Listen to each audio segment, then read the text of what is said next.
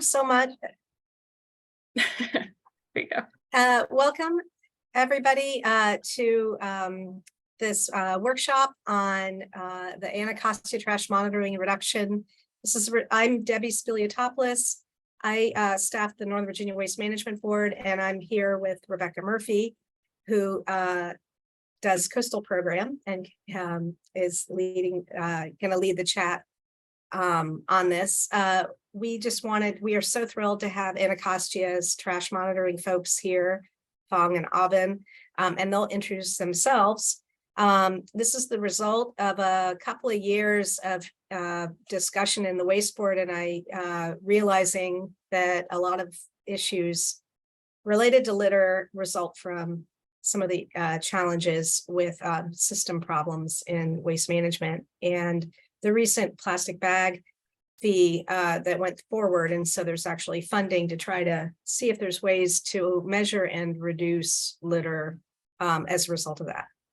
So we are so pleased to have Aubin and Fong here to talk about the Anacostia Trash Monitoring Reduction Programs. And also we're hoping this will be an interactive presentation where you all can ask questions, but also we can maybe start thinking about what we can do as a region to work together, either on the waste side or the stormwater side, or working across disciplines maybe. So we look forward to hearing this. And if you could just put things in the chat, or you can raise your hand. I will try to be watching for raising your hand. And Rebecca and Fong and Aubin, you guys can give let them know how you want to receive questions, but we are looking for an interactive presentation. So I'm going to give it to you, Fong, to introduce. Thanks. My name is Fong Tru. I'm with the Council of Governments, Department of Environmental Programs. I've been working here at COG 20 plus years. I guess I'm in that period where it's not important for me to keep how long I am. There are other people that are 30 plus years here at COG. Maybe when I get there, I'll tell you exactly how many years. I've been working in the Anacostia since 1994. And we've been working together with a handful of folks in the Anacostia, the jurisdictions, MDE, to develop a monitoring program to set up the TMDL, to monitor the implementation of the TMDL, as well as working now to revise the TMDL. Aubin? Good morning, everybody. My name is Aubin Maynard. I work with Fong at the Metropolitan Washington Council of Governments. For those of you that have not heard of us, I'll briefly touch on what we do. I work with Fong. I'm often in streams doing fish and insect monitoring. I do a lot of mapping and water quality. And one of the things we work on is the litter issue in the Anacostia River watershed.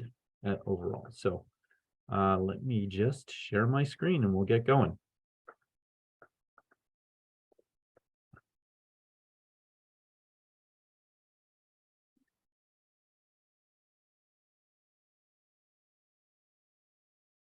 All right, I'm assuming everybody can see this. All right, there we go. All right, so today, as I said, we'll be talking about the Anacostia Trash Monitoring and Reduction Programs that we have. Just briefly, I'm going to go over, I'll talk a little bit about COG, the Anacostia watershed, to give you kind of a little geographic understanding of the area. Then we'll touch on the history of the trash issue. We'll really dive into kind of what is trash, because that actually ends up being a pretty big, important issue. We'll go over the protocols we use, a brief dive into some of the data that we have, and then we'll have tips and tricks throughout, but we'll really get into considerations, setting up monitoring programs, and then a really kind of high-level brief overview of other management approaches in the Anacostia watershed. Again, feel free to ask questions as we go, but if you're like really excited about data, just wait until that section of the presentation and we'll answer those there. But again, raise your hand, somebody will call on you, or throw questions into the chat as we go. So about COG, that's our short name.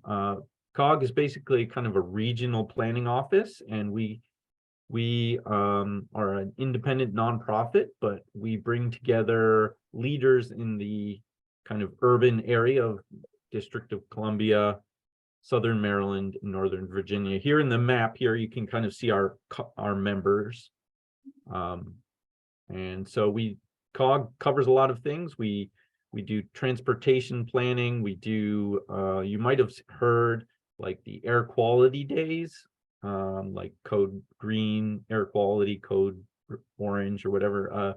So we do that modeling for the whole area for our members. And today we're going to be talking about the Anacostia watershed. You can see the Chesapeake Bay watershed here in blue, and then the Potomac River, a little bit, another color of blue, and then the yellow is the Anacostia watershed, and it covers half of DC, and then Prince George's County and Montgomery County. Here's a little closer up. It's only about 176 square miles, but it's very urbanized, highly impervious. The portion in the district down here in the District of Columbia is tidal, but much of the watershed is not tidal. Fong. Sure. So I'll give you a brief history of the Anacostia Trash Program. So back in 1986, the Anacostia Restoration Committee was started, and in 1991, they had developed a 6-point action plan. There were 6 goals in that 6-point action plan. And within goal 1, the trash reduction or the trash issues was brought to light and was targeted as an effort that this committee should address to reduce trash in the watershed. In 1996, the Anacostia Trash Reduction Work Group was born, and one of their charge was to develop this monitoring protocol. That protocol was developed at the end of 1999, and the application or the employment of that protocol was in the Anacostia through anywhere from 45 to 50 sites in that time. So we were collecting information data up through 2006 when MDE and DOEE requested the data, and that data was used to list the Anacostia as impaired for trash.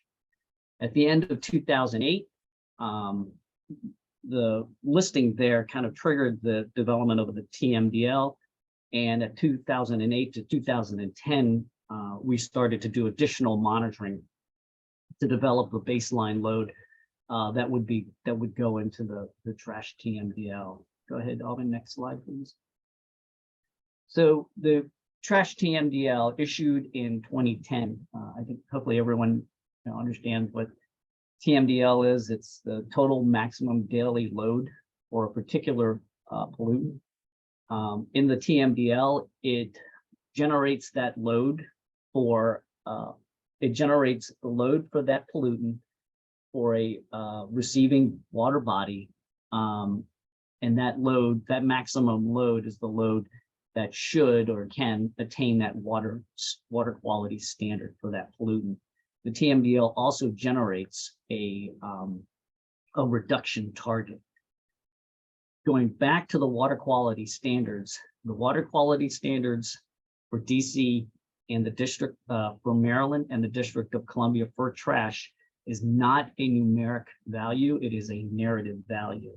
If you would like to have the descriptions, I think I can I can send you the trash TMDL, and out in there it outlines the narrative description for the water quality standards. Since 2010, COG has been providing the monitoring services for our jurisdictions, our members, the District of Columbia, Prince George's County, Montgomery County, monitoring the services for the trash TMDL, which is a requirement. So we're doing a lot of the stream survey. As you may have heard, in 2018, this the trash TMDL was vacated with a stipulation. The reason that it was vacated was the claim was that the trash TMDL was developed looking at a baseline load and not the maximum load. And the request is that the replaced TMDL address the maximum load. The stipulation is that we have to currently continue to do everything, monitoring, implementation for trash reductions under the 2010 trash TMDL until a replacement TMDL is established. So moving forward from 2018 to currently, that's what the work group is doing right now. We are setting up a visualization tool. It's a tool for the public to look at images of the trash and to determine whether it's high, medium, or low based on these visualizations. From that, likely the work group will reconvene again and address what those loads mean to those verbal ratings assigned to those images. Alden, next, please.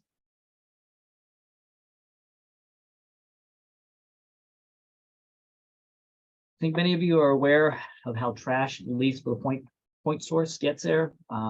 Curb and gutter to the storm drain inlets. And then from the storm drain inlets, hopefully you can see my cursor, but there's an outfall right here, and that delivers the trash right into our receiving streams.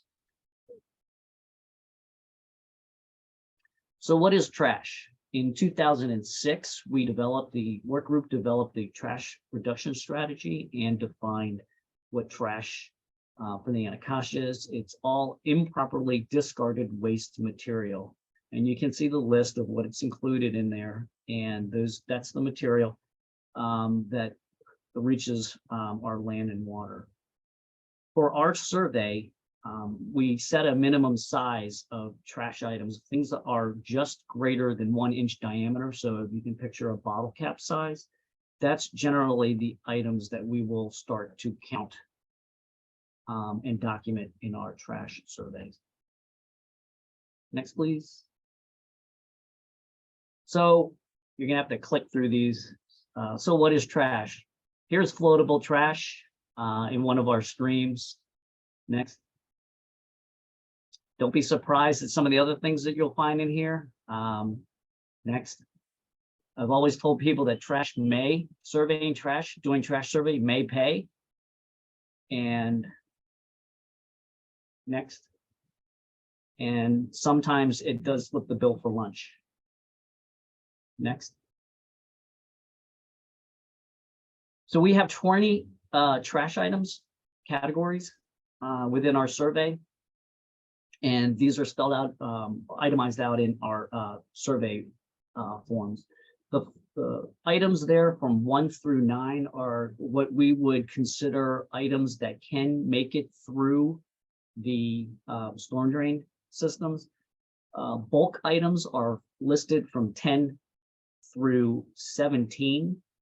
And miscellaneous, you will find this out in the streams when you conduct our surveys. The surveys, there are just items that do not fit in the categories, and we just kind of have to insert them into miscellaneous. They are generally parts of something, pieces of something that we can't readily identify, and they are inserted into miscellaneous. Recently, we've added toiletry and drug containers, and that's observations in the field that have led us to, that we've seen.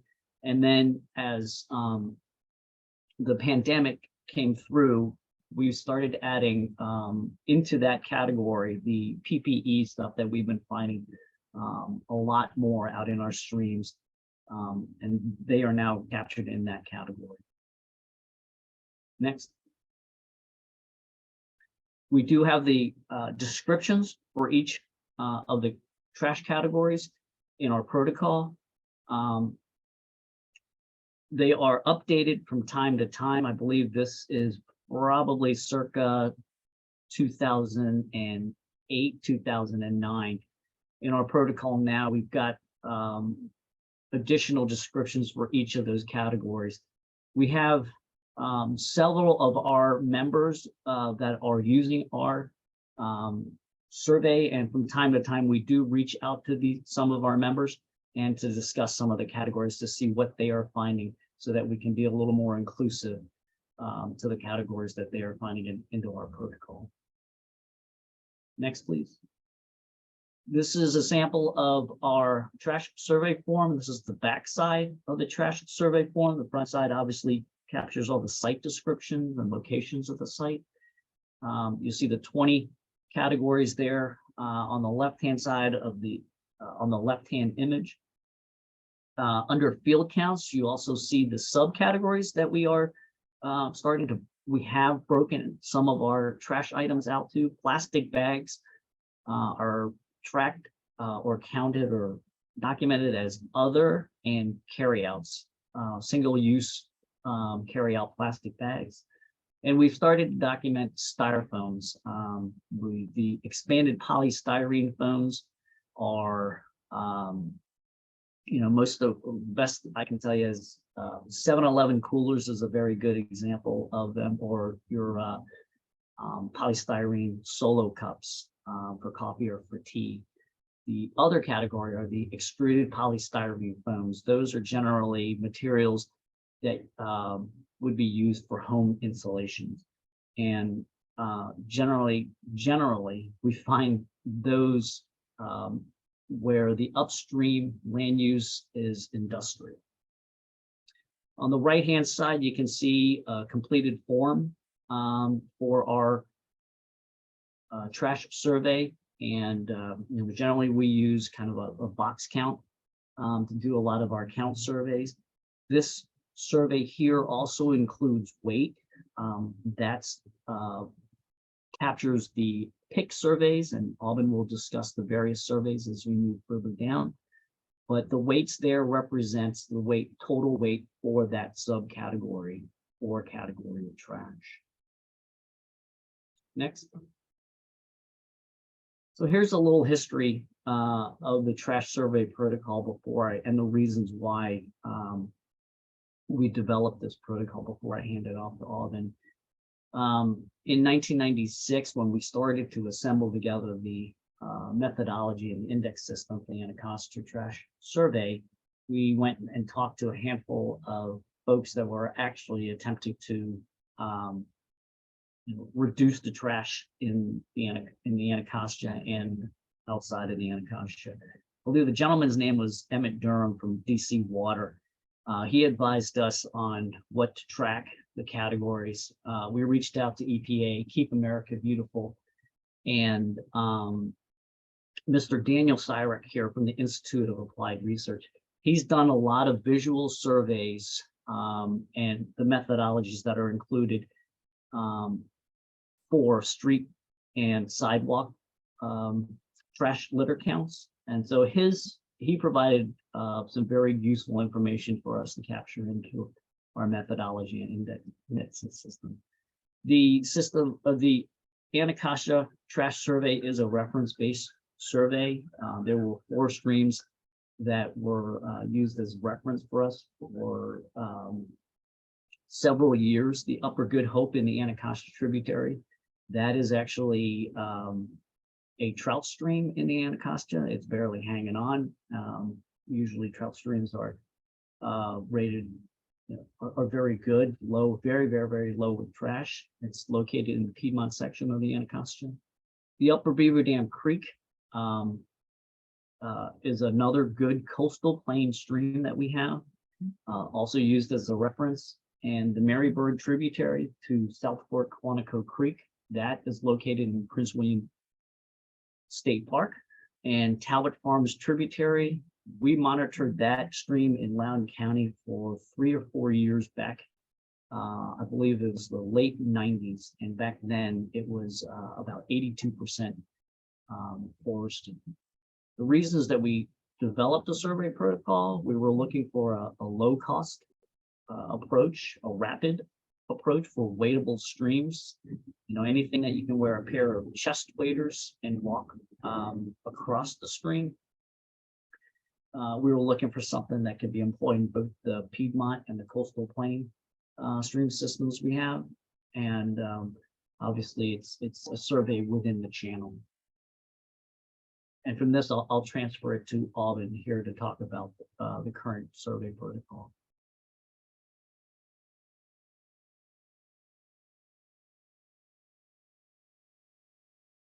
So before we get to the protocol itself, I just wanted to show kind of the overall map of where we monitor within the watershed. So each of those dots represents one of our sites, and these sites were selected in Montgomery County and Prince George's County based on the Biological Monitoring Station Network. So that's a network that was set up for looking at like aquatic insects and bugs, and kind of a randomized approach. So the site selection was based on these randomized stations, but then we're selected to try to represent both land use and watershed size. And we had to pick locations that were across the jurisdictions equally. The District of Columbia, we started monitoring later on.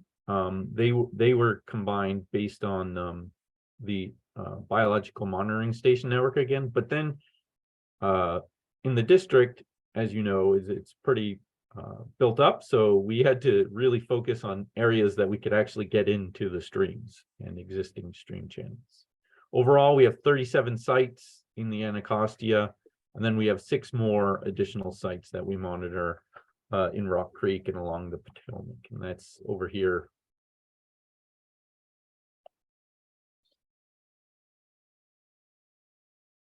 So as Fong touched upon, we have 2 surveys that we need to do for our members. And the first is the count survey. The second is the pick survey. So with the count survey is a visual survey, and each of these sites are 500 feet long. So we have those pre-selected sites. And at these sites, we need to make sure that the water is running clear. You can see that picture on the bottom here on the right. Imagine if just after a rain, it's cloudy, we would miss those items. Some streams, that's really important because there are, 10 aluminum cans every 10 feet at the bottom. So one of the conditions that we need to go out to survey is a clear stream. We usually wait 2 days after a rainfall. We define rainfall as 0.2 inches over 24 hours. And then we count all visible trash in the bankful channel. I'll touch upon what a bankful is a little bit later. And then we work from downstream upstream, so you're not messing up the bottom of the stream and making it cloudy, so you can actually see the trash at the bottom. And then we usually work with 2 people for safety. Sometimes wider streams that are above 30 feet wide, we will have a 3rd person because it's difficult to make it across the stream. We also count and describe strainers, which I'll also get into. So basically, it's a fairly simple survey. We have waders, tally counters, data sheets, clipboards, and bug repellent, of course. And you basically, for that 500 feet, starting at the bottom, you count every piece of visible trash that you can see. And I need to emphasize, so this is the visual count. So you may see things stacked or buried in the bank, or there could be bushes that you can't see into as you walk. We do not count that. This is basically a fast, rapid survey for counting visual trash that you can see. The second survey that we have is the pick survey. And at a subset of those count sites, we will do the count survey and then go back. And for the top 250 feet, or the upstream side, we will collect all the trash that that's there. We'll dig for it. We'll look in the bushes, as you can see here, picture of me picking trash out of a pricker bush. And then we place all the trash into a really heavy duty bag, and then we separate it. Here you can see us separating the trash into those categories on the data sheet. Then we count, weigh them. However, we do not, during the pick survey, we don't remove heavy items and super large items. So bricks, couches, shopping carts. While we might count them in the stream, we do not remove them. We also do not obviously remove anything that's dangerous, needles, anything else like that that we find in the stream. Then the trash that we collect is properly disposed. Some of the things that we use here for the pick survey, of course, the waders, gloves, really heavy duty gloves are good, and of course scales. Now, both of these surveys, as I mentioned, we only tackle trash in the bankful area. And so basically this is the area, the active stream channel. So here on the top left, it's basically where you see where the trash line is, or the debris line. It's basically where it goes up to during a kind of average storm. And then we would pick everything within that area, including the trash that's hung up here. Here on the right side, you can see another sample of a more steeper bank. However, you can kind of see the line of where the debris are here along the side. So in this stream, you would set that and pick everything inside. Some streams have very low banks here at the bottom sample, and that needs to be accounted for also. The reason that we follow or bankful area was chosen is because you can imagine in the bottom sample there, if there was a lot of trash on those flat areas, how far do you go out and count?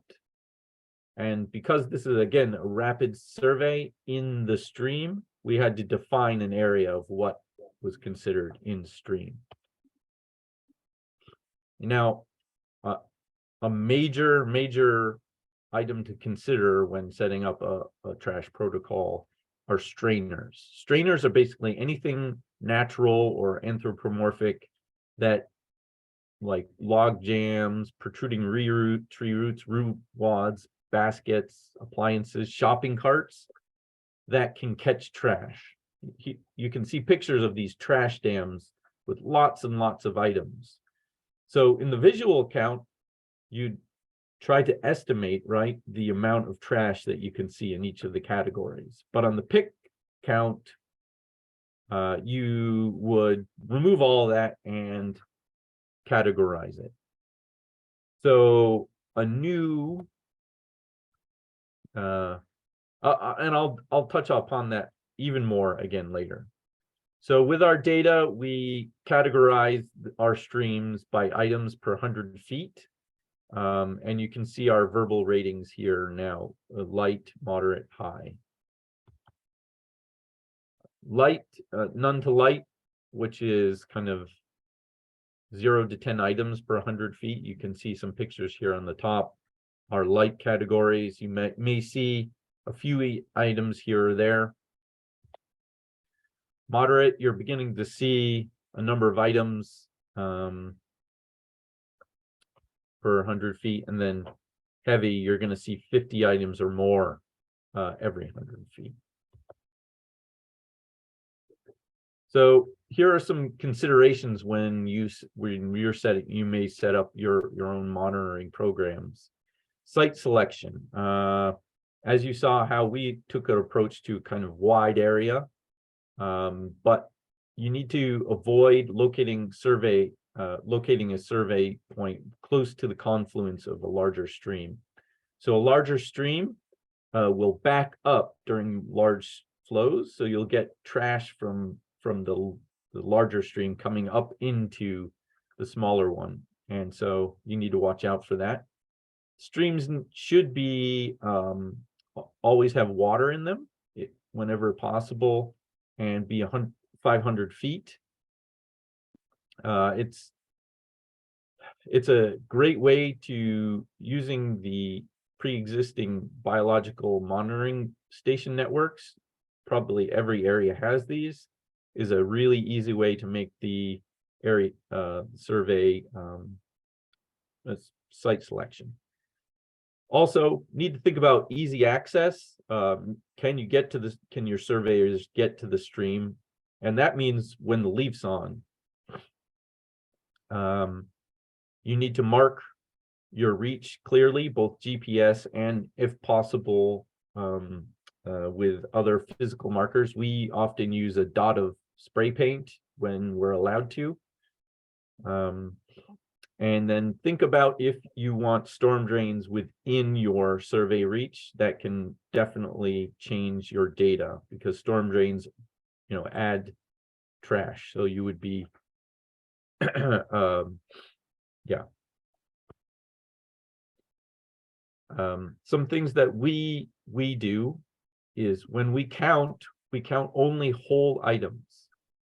That includes plastic bags, glass bottles, food packaging, and foam. So if you imagine a foam plate broken up into 5 pieces, we will estimate 1 piece of trash out of those 5. Same goes with glass bottles and food packaging in the plastic bags. Multiple plastic bags around an object, you just need to estimate. We find that it's really, really hard to count those in a quick manner. You need to tally strainers and estimate the trash as quickly as you can at those strainers. The survey should be conducted during leaf on or not during mid-October to early March, because when there's a lot of dead leaves down, it covers a lot of trash, it clogs the streams. It's natural, but you often can't see the trash. Also, something that we run into is biofilm or algae. Sometimes if a stream has a lot of algae, it can cover up litter on the bottom of the stream. You might not see plastic bags or even aluminum cans because they have algae over them.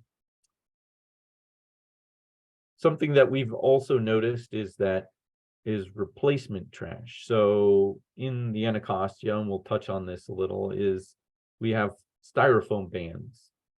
And since those came in, we've seen less styrofoam, but we've seen more kind of biodegradable carryout containers that, and you can discuss whether they're really biodegradable or not, but so that's something to consider when within your categories and what you want to track. Fong mentioned this. We saw an increase in PPE, which is the gloves, masks, and wipes during the pandemic. And that was interesting because some streams we saw like a 30% increase. Some streams we didn't really see any increase. And then while you might want to start breaking out your PPE when you're doing the survey, because it's going to be a long time, or you might be doing this for many years, try to avoid changing the categories altogether. Make sure that categories can be lumped back in. So, for example, in our survey, we started with just plastic bags. Then people were interested in carryouts versus others. So we have plastic bags, carryouts, and others, but we can still compare it to old data because they both were in the same category and broke out from there. All right, so I touched on strainers, and we can actually see here is from a good example in one of our sites what the effect of strainers are, and we have not come up with a perfect way to filter out strainers from the data. So here you can see the stream in the picture in the top right, very very clean stream actually. And then in around 2013, 2014, there was a huge tree fall and debris built up, other trees. And then in the graph here, you can see the number of items just skyrocketed. And that's because everything was getting caught up in this dam. And then over time, the trees started biodegrading, breaking down. And then in around 2020 to 2021, it kind of blew out. And then since then, the amount of trash has dropped considerably. So logging and documenting strainers is very important also within your survey. So the data, which some people are super excited to see. Again, this is provisional data. This is not finalized, but what are we seeing out there? And so over all jurisdictions, so the counties and the District of Columbia, on the left here, you can see the top items by count. So we see plastic bag others, plastic bag carryouts, food packaging, plastic bottles, and aluminum cans. And then all the other categories are lumped into other. Again, the count is just the visual count, what you see as you're going down the stream. Now by weight, interestingly, the categories are similar: plastic bags and carryouts. And you may wonder, plastic bags aren't really heavy, right? We find a lot of plastic bags, but there's often a lot of dirt on the bags, and they're wet. So this weight is wet weight, and so that can skew the understanding of what kind of trash is out there. You'll notice that food packaging is not on the top items here, but that was replaced by textiles. Now textiles, one waterlogged shirt can be quite heavy compared to all the other trash. So textiles generally hold a lot of water weight. So overall, since 2016 across the watershed, this is summary of all items found. You can see that there's been sadly a kind of uptick, but fairly steady amount of trash. There's a lot more nuances once you start looking at each of the categories. Here you can see the number of items of plastic bags over time. So the blue there are plastic bag others, the orange are carryouts. And the distinction is important because in the Anacostia, we also have carryout fees.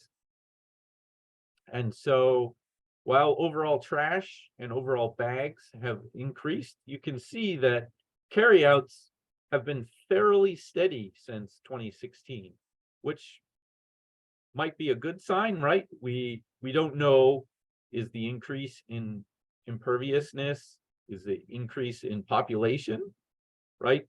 There's a lot of factors here, but I would say that's an interesting sign. When looking at specific jurisdictions or kind of diving down, you can see in the bottom graph there an analysis we did a couple of years ago from 2011 to 2020. You can see the average count of bags over time has decreased for that area. And so average litter count, again, is all the sites in that area averaged. Does that make sense? Yes? Well, we can come back to it if it doesn't. Unfortunately, we've definitely seen an increase in plastic bottles over time and food packaging. Again, these are kind of looking down at the average litter count over time. So some sites, we will have like a total of 5 items for the whole site. Some sites you'll get 300 bottles.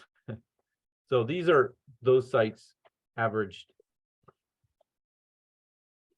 I would say that this is one of the things that I'm excited to see, and it even looks fake, this top graph, but this is styrofoam counts over time.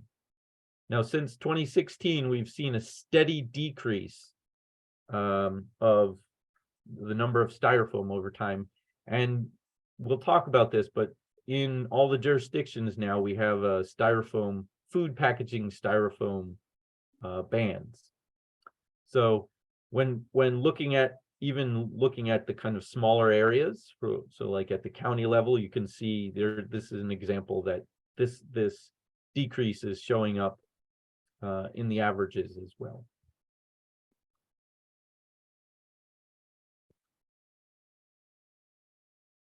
Fong? Okay, thanks, Alvin. So here are some considerations. I think you saw some of the lessons learned that we had with the count data coming out of the count survey. Some of this considerations will be reiterated in this slide here. Obviously, if you have a biological monitoring program, that's a great way to set up your site selection for a random site design. If you have, but if you're looking at something that you're hoping to expect a response in the stream based on the actions or management approach in the upstream watershed, like an outfall. We call those targeted sites. So we're generally seeing that some of our responses in smaller drainage areas, less than 300 acres, there are some responses to some of the management approaches for trash reductions in the upstream watershed. Obviously, adding this type of trash monitoring, you have to evaluate your program capacity. A lot of what we've been hearing other jurisdictions doing is adding this survey onto the biological monitoring program. That's a little more time out there in the field, and generally there's not a lot of money associated or funding associated, additional funding associated to tackle this monitoring surveys.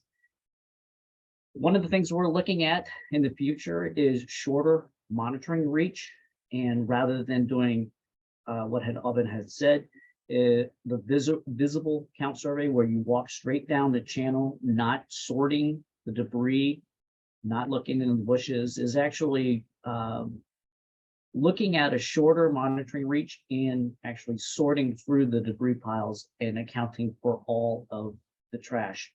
No weights, no picking, no removing, but you do sort through the debris piles. It hasn't been put into application.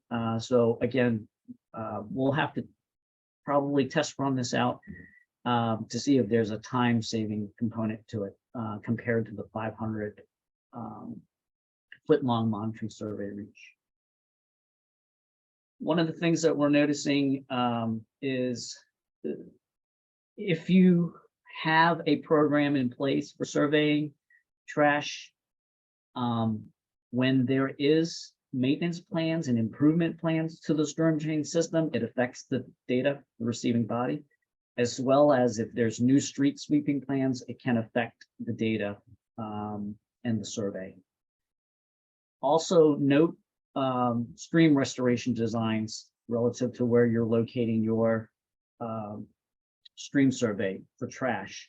As you natural channel designs where you connect to the floodplain, lower your bank full, or adding features like root wads, things that are miniature strainers, can actually affect the survey.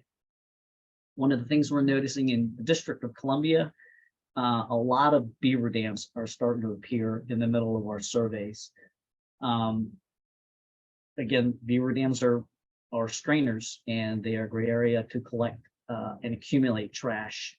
And we've got a couple that are in existence now in 5 years, and they are not breaking down like a tree fall across the stream channel. If you want to do some statistical analysis of your data, looking at loads, looking at how trash moves, you will need to establish some local rainfall or flow gauges to your site in close proximity to those sites. Next, please. Okay, so next set of slides will highlight some of the management approaches, and I would say what my opinions of some of the management approaches. I think many of you are aware of the curb inlet screens placed over the throat of, the opening of the storm drain inlet to prevent trash from going into the storm drain catch basins. These do work, but in our area, as you probably know, do present a problem.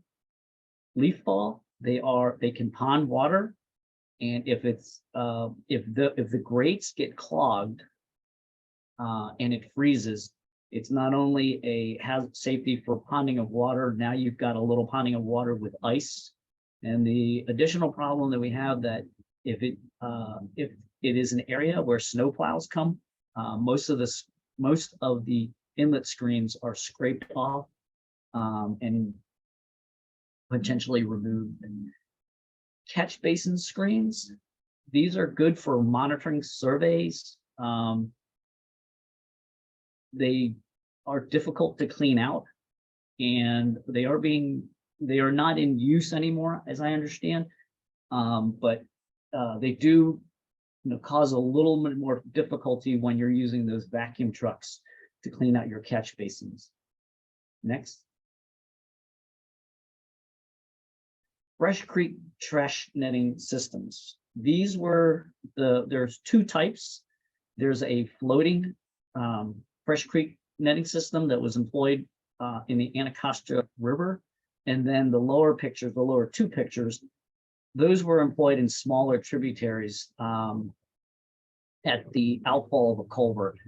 The top one there is, if you can see the photo in the boom, trash is flowing out of the outfall of a CSL outfall into the Fresh Creek netting system and towards the open body of water. There are two nets that was collecting trash. This is a very, very intensive maintenance approach. You need a boom truck to remove each of those nets in both scenarios there. The bottom scenario, the nets are about 1 inch. They come in a range of 1 inch to 2 inch net mesh size. And as you can imagine, they collect a lot of organic debris, and they can clog. And if a rain event, a back-to-back rain event happens, and you don't get out there to clean these things, you have potential for flooding upstream with the application of these things. All of the fresh creeks that we have in the Anacostia has been decommissioned. Next, please. There is the other structural installation is the TerraClean hydrodynamic separator. That's in one of our smaller streams. Essentially, it is taking some of the storm flows and routing it over there into that chamber. And in that chamber, obviously, there are canisters that remove the oil and the grit, but it also captures a lot of trash. Plastic bags is what I've never seen in one of those things, but according to some of the staff that I've talked to, a lot of plastic bags. Intensive maintenance for this system to have it to optimize its operation. Down below is on the Chillum Ray. This is a structure that was put in about 3 years ago. I don't know it well. I've been to the site to see it a couple of times, but those baskets down below where you see the water coming through is the catch baskets, and those baskets it operates on a motor, and those baskets ascend up those poles, and the maintenance crew then can pick trash out of the baskets and the debris out of the baskets. Next, please. This approach is the ban along trash approach. I am aware that Virginia has at least two in our within the COG member jurisdictions. There are 3 sizes for the ban along trash trap. In the upper left photo is the small version, and then I believe the 2 on the right hand side are the medium versions, and then you've got the lower left hand side, that's the larger version. It's targeted for floatable trash, and your neutrally buoyant or trash that are not buoyant at all can bypass the structure here. We use it a lot for outreach and education to a lot of, so the places that we have recommended, our members are generally very close to schools. Next.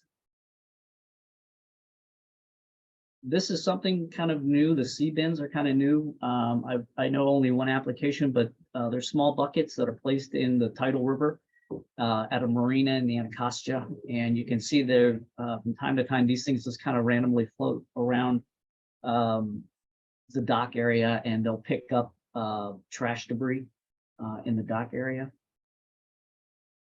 The tidal river, the skimmer boats, Potomac River, I believe, has Army Corps of Engineers running a skimmer boat, picking up trash and debris. The Anacostia has both the DC water skimmer boat. There's a program that they go out, through DC water, picking up, I believe it's somewhere close, just under 100 tons of trash and debris a month. For the DC water skimmer boat program. Next, please. And then the largest of them all. This is the DC water Anacostia tunnel improvement. This tunnel came online in, I think it's fully operational as of this month, this year.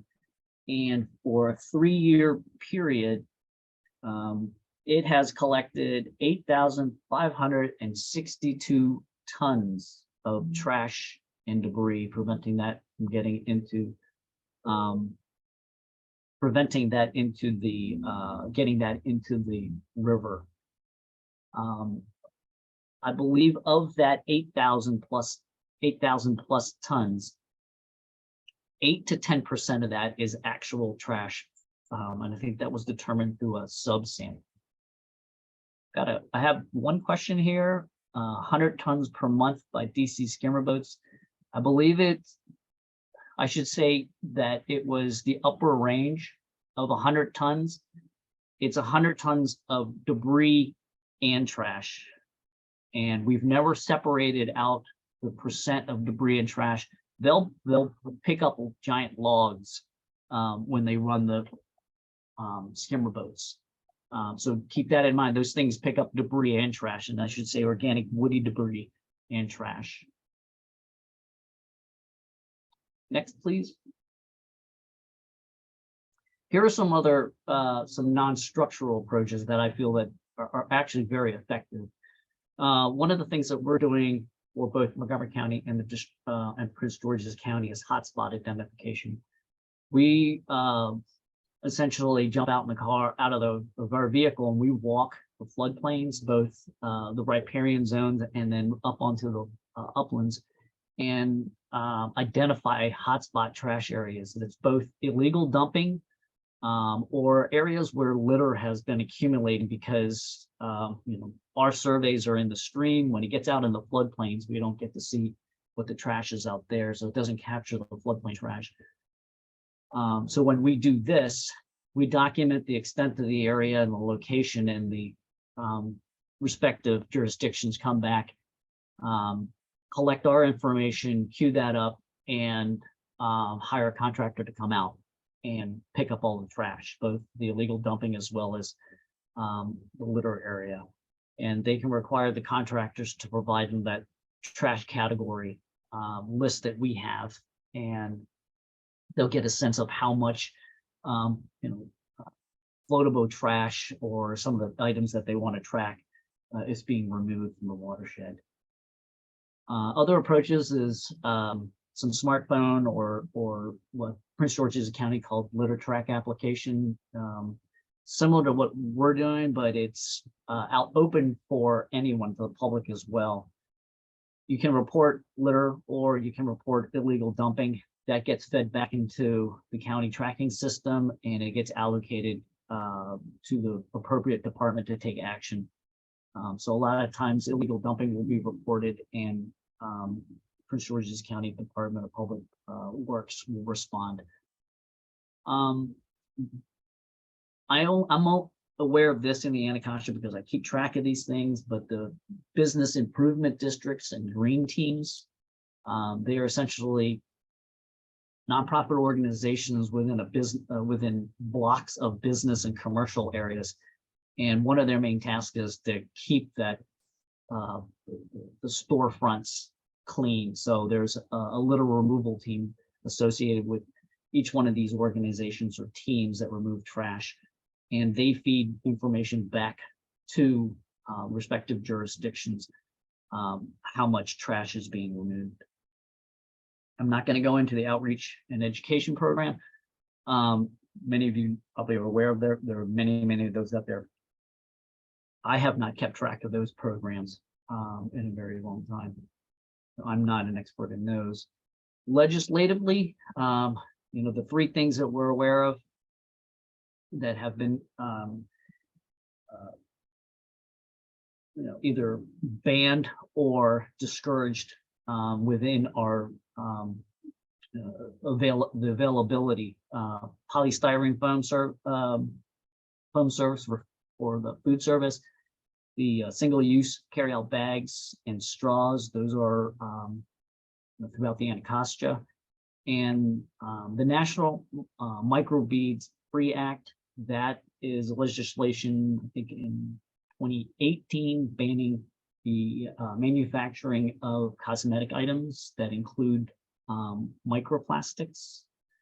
And that kind of feeds into my next slide, something that is also considered plastic pollution, something that COG has been involved with. Just to brief you very quickly on some of the studies that's been going on in the District, Maryland, and Virginia area. Microplastics is ubiquitous through the Bay. We've shown this. We've shown it in the Anacostia, in the Potomac. There have been studies in the main stem of both the Potomac River, the Anacostia River, and some of our tributaries, showing the prevalence of microplastics. Recent studies have been showing that microplastics, that aquatic grasses are a sink bed for microplastics, and a follow-up study to that, because aquatic grasses is a critical habitat for a lot of young year fish and some bugs, aquatic insects. And kind of a follow-up study to that is looking at the gut contents of fish in the Potomac and the Anacostia.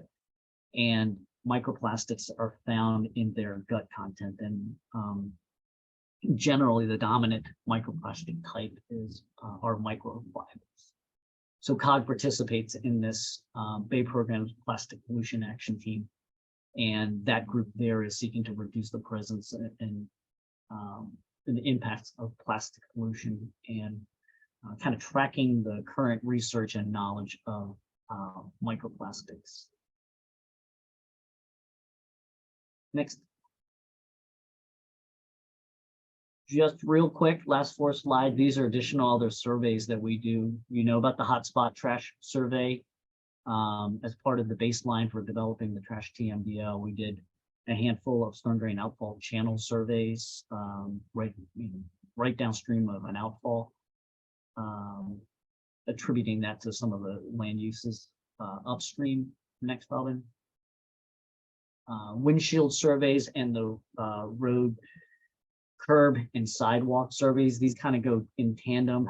Windshield surveys, driving down a road and somewhere along between within the posted speed limit but never exceeding 30 miles an hour is our rule of thumb.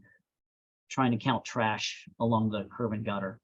It's a 2-person survey.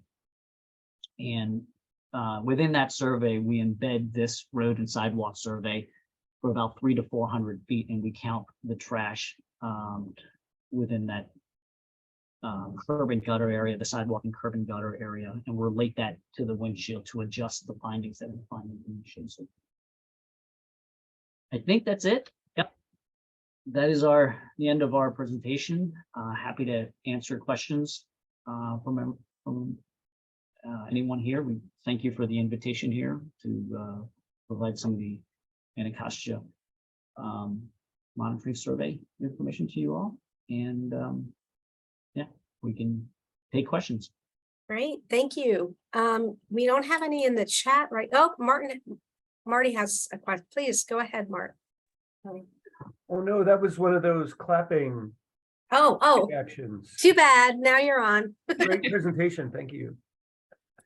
Well, we did want to call out Fairfax County, and Marty, maybe you can talk about this for just a few minutes, but we know that you've had some trash reduction initiatives, even though there is not a trash TMDL currently. So if you just want to briefly highlight a few of your programs, that would be great.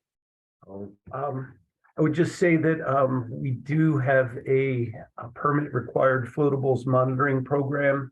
We started it up in 2017, and when we did that, we did reach out to COG to look at their data sheets and methods. We use very similar categories. We also use similar lengths of reaches. And we also use kind of the wetted width as the areas that we're sampling. There's still a little bit of differences though in the types of sites. We don't normally get into the middle of streams. We're usually looking below outfalls because we're really looking at loads of floatables coming out of the MS4 system. But I think, the Anacostia with the trash TMDL program has really been a leader, as far as I know, in the field for getting at trash, looking at the different removal options. Fairfax counties, we also have an Operation Stream Shield program now, which uses different nonprofit shelters that work with clients that are experiencing homelessness and get out 3 times a week for 4 hours to different trash hotspots, areas where there are complaints or illicit discharge reports of trash or dumping notices. And that program's been up and running for over 3 years now, and it's really doing well. We're finding it to be not just a great way of getting at litter and also invasives. They also work with volunteer groups that remove invasive plants from around our riparian areas and stream valleys. But I think there are lots of nuances. I thought when Aubin was talking about those filters and how much trash they collect, and when they're there, you get the material, and then when they're not, a site can show up very differently.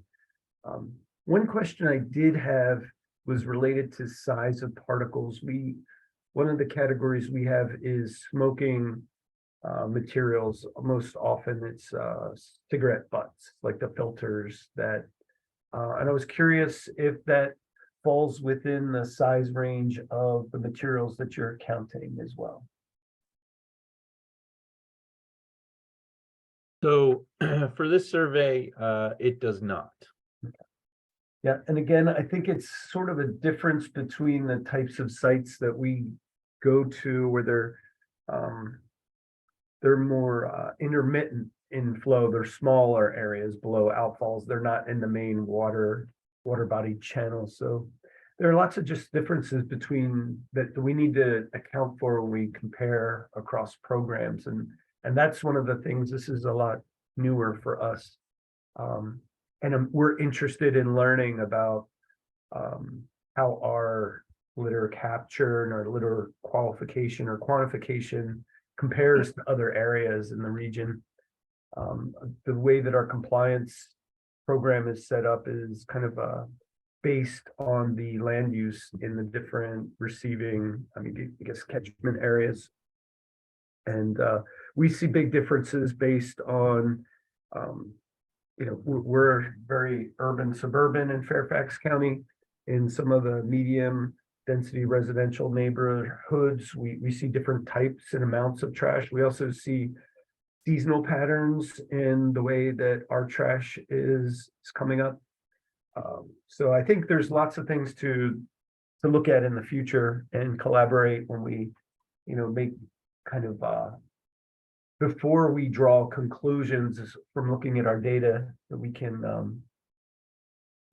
have those kinds of discussions with other folks.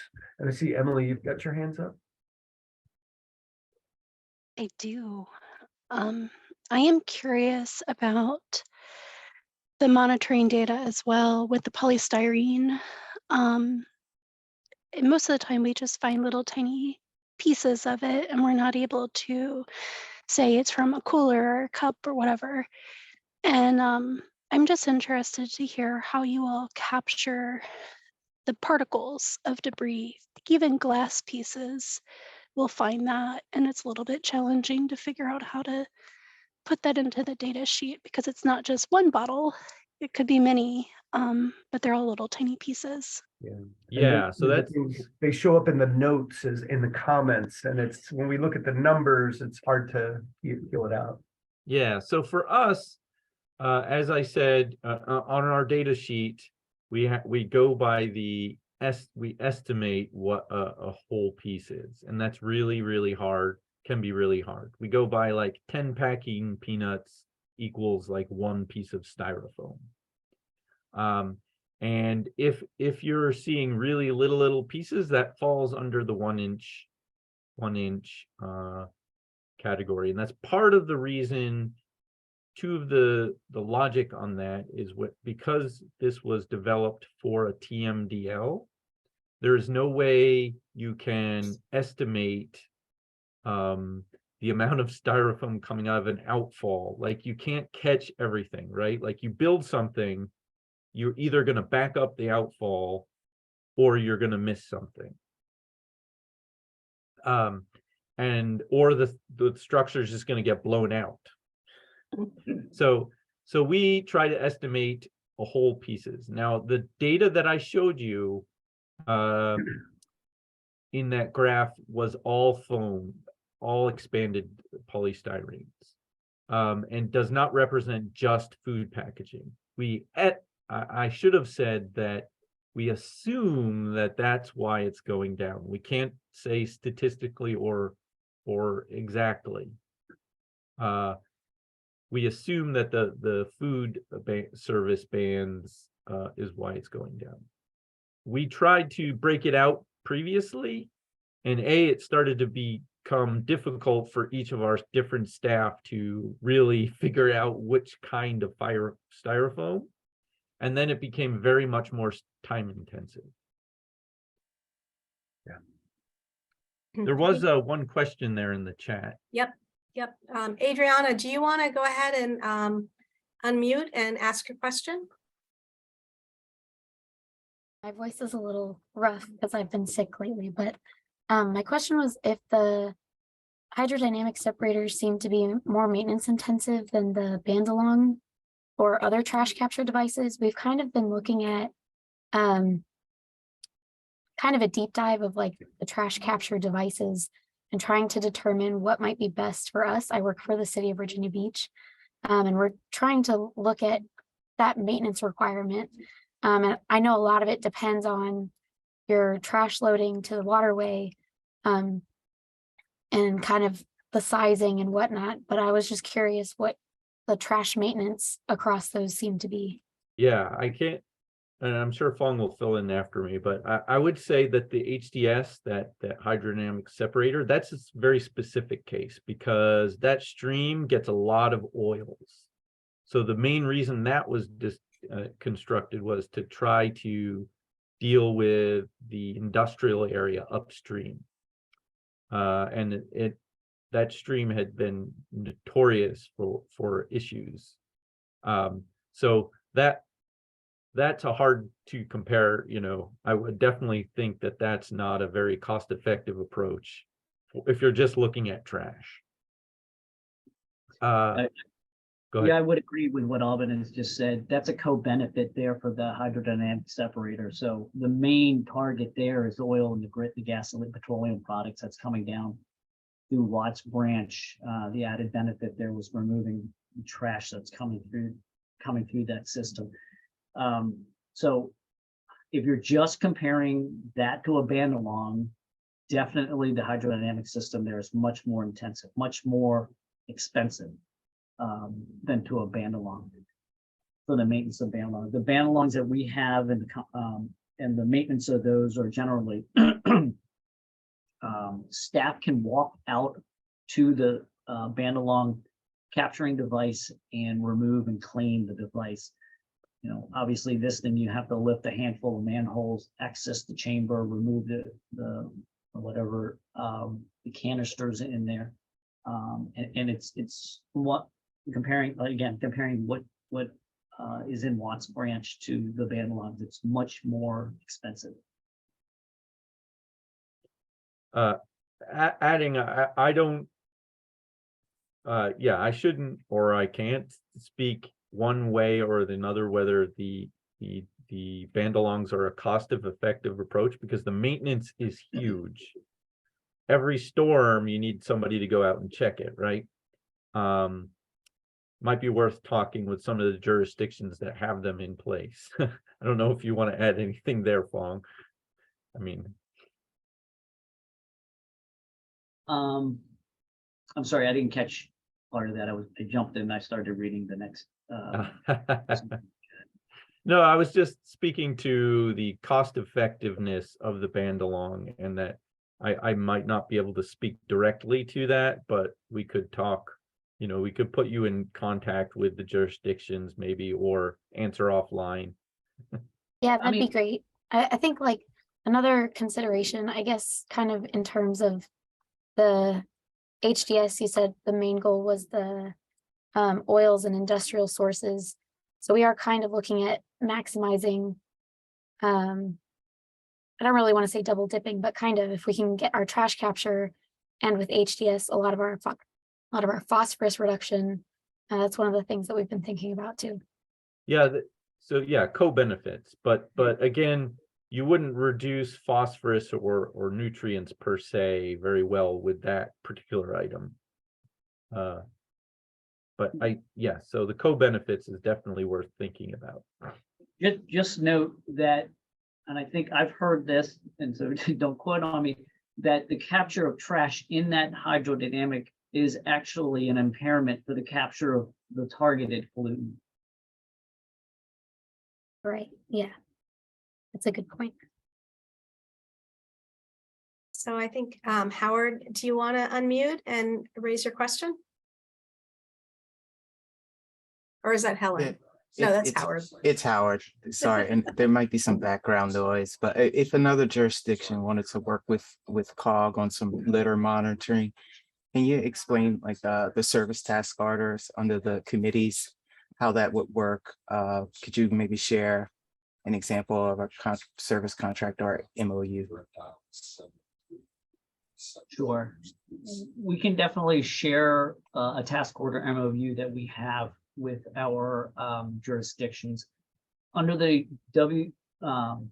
WRTC, if you've got an existing, the easiest way, if you have an existing agreement or MOU, we can lump that into it. But we actually have to set up a task order contract to be able to do that task order request from individuals. So for one of our jurisdictions, the contract lists all the monitoring services that COG can do, and under that is actually trash, and then they request from us a proposal to conduct the survey, and annually, that's what we do, is we provide them the proposal for the funding.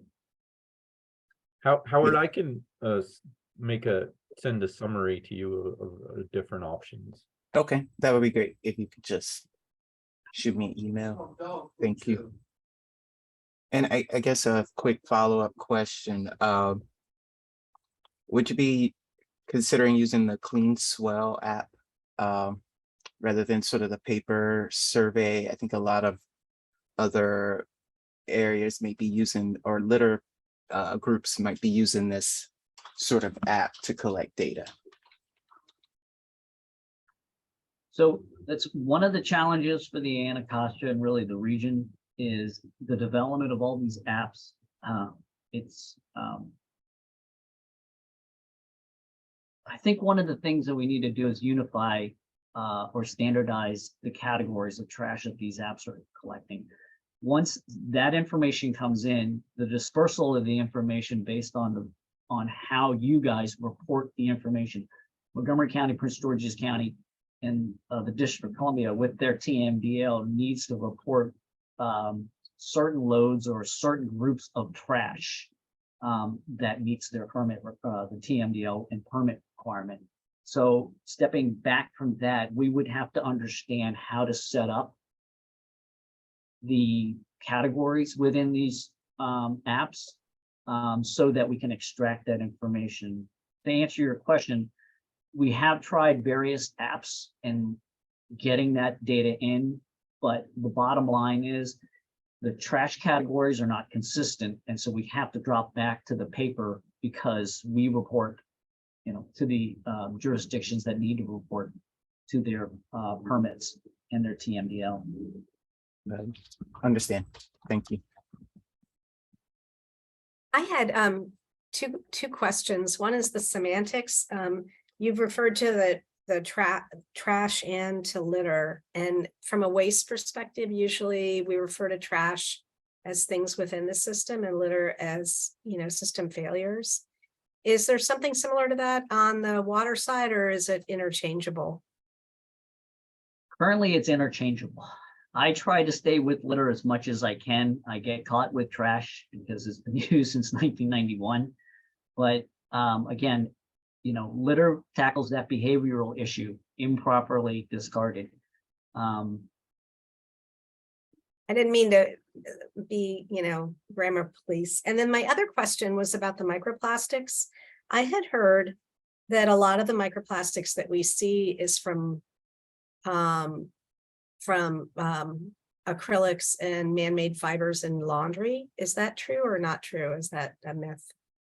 That is still to be determined. We know that fiber is one of the top items. And if you look at it globally through all the research papers, we know that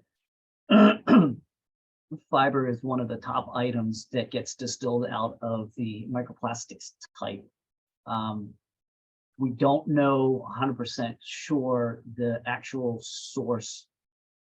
Is that right word?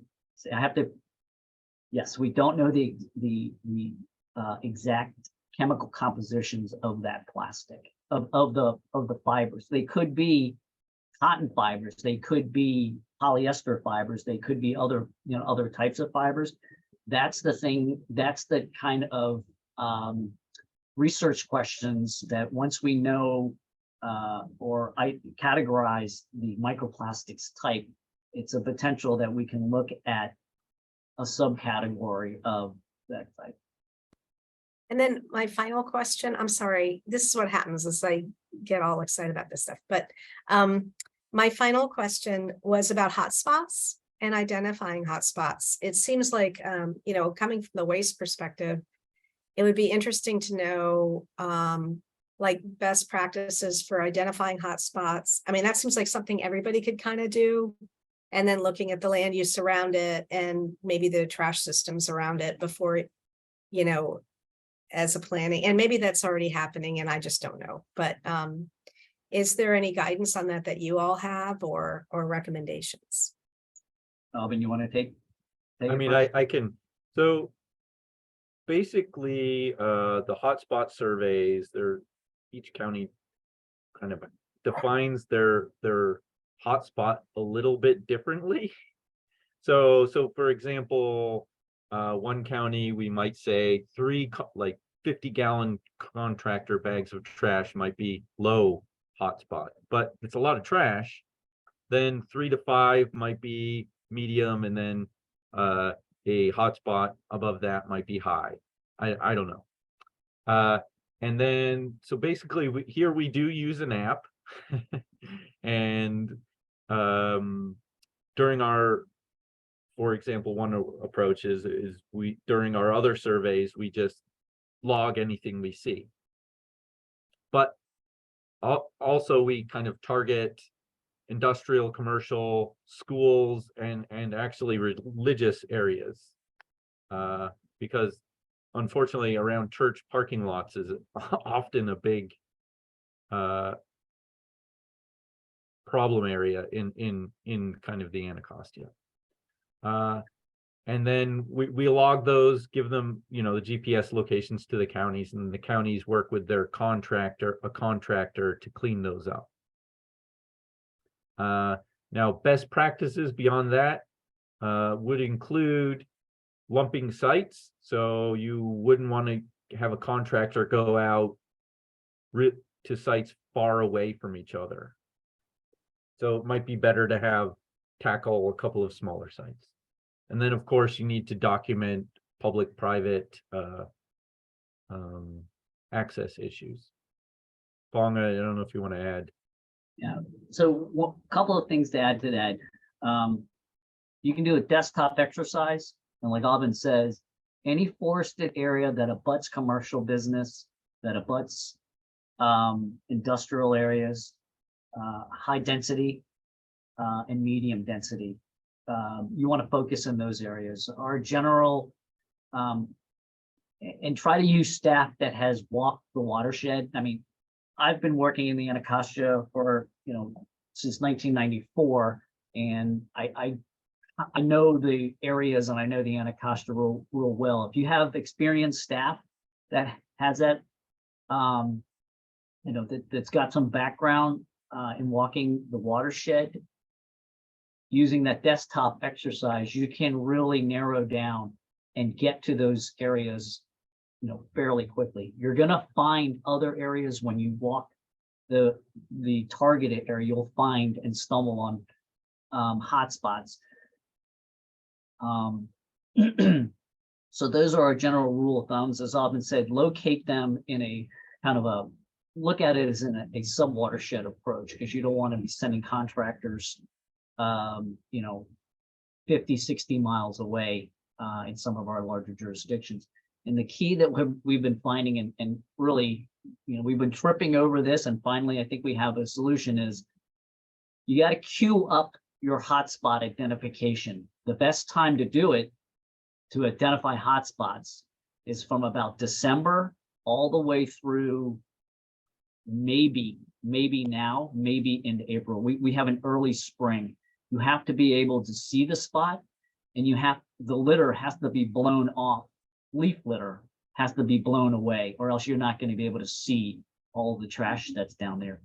So what you want to do initially to start this is do the survey the first year, queue all those sites up, get your contract service ready to clean up the same time you'll perform the hotspot surveys in the following year. So you know, we can probably go on and on. Like, I have other tips and tricks on that also, and we can maybe do that later. I know that we're coming up on time and want to answer questions. I'm happy to stick around and chit chat more. Emily, do you want to? Yes, I promise I will be quick, and I think I'll probably get a similar response to what you provided for the Clean Swell app. But for Operation Stream Shield, we previously used what Keep America Beautiful had out in a PDF format to estimate the dry weights of the material that's being collected. I've recently learned that they've removed that, and I wanted to ask, how how do you all go about estimating some of those dry weights? Because I know you had the charts, but those were all the wet weights. And is that even something that you do?